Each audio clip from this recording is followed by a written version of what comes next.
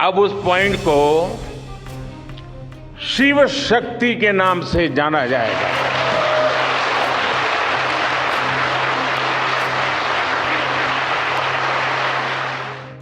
चंद्रयान-1 चांद की ओर बढ़ा भारत का पहला कदम था।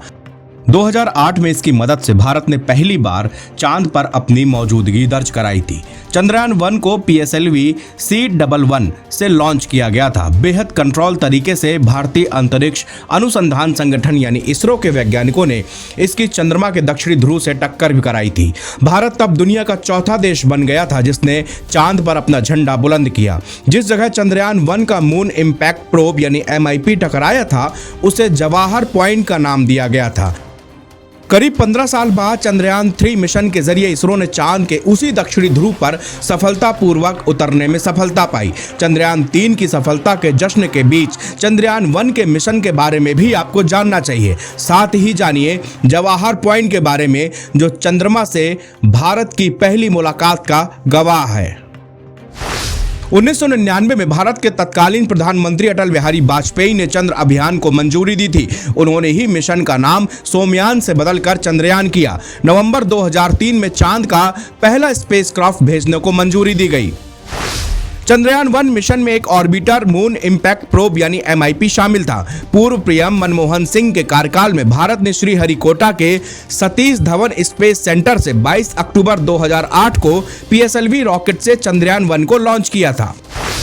चंद्रयान-1 मिशन पर लगभग 386 करोड़ रुपए लगभग 88.73 मिलियन डॉलर का खर्च आया था। मिशन को 2 साल तक चांद की सतह का सर्वे करना था। चंद्रयान-1 के प्रोजेक्ट को मुख्य लक्ष्य चांद की सतह के केमिकल कंपोजिशन का मैप बनाना था। चांद पर पानी की तलाश भी मिशन का अहम लक्ष्य थी।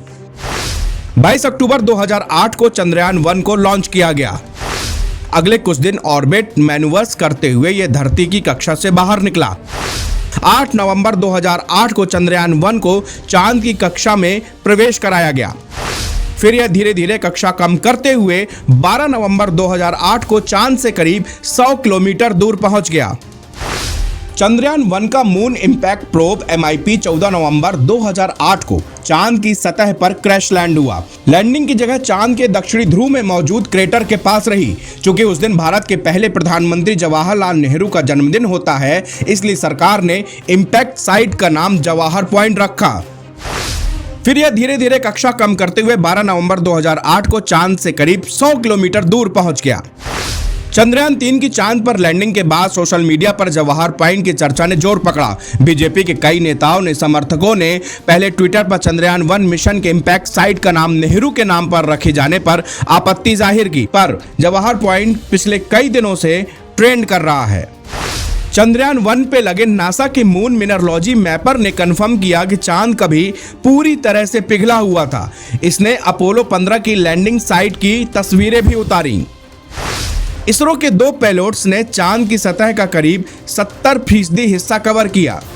चंद्रयान-1 ने चांद पर कैल्शियम होने की पुष्टि की। इसके अलावा मैग्नीशियम, एल्यूमिनियम और लोहे की मौजूदगी के बारे में भी बताया।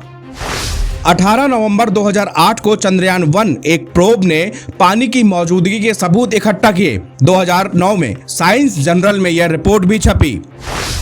इसके अलावा चंद्रयान-1 ने चांद पर एक गुफानुमा सुरंग का भी पता लगाया था। NBT ऑनलाइन की रिपोर्ट।